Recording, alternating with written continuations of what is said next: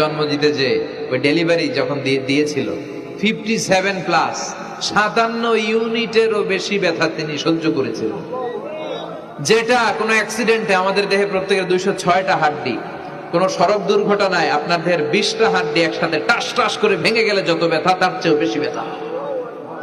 যেন খবরদার খবরদার, মাকে যেন আমরা ভুলে না যাই, মায়ের দোয়া যেন নেই। কখনো যদি মায়ের সাথে বেয়াদবি করে থাকি, আমরা যেন মাফ চেয়ে নিই। রাজি আছি তো যুবকেরা? রাজি আছি সবাই? আমরা সবাই মায়ের দোয়া নিব। মায়ের দোয়া ছাড়া কেউ জীবনে সফল হতে পারে? মা যার চলে গেছে তারা জানে মা না থাকার কি জ্বালা। হ্যাঁ, মায়ের কথা মনে পড়ে না? যখন রাত্রি নিঝুম, এই চোখে ঘুম, একলা শূন্য ঘরে, তোমায় মনে পড়ে মাগো, তোমায় মনে পড়ে।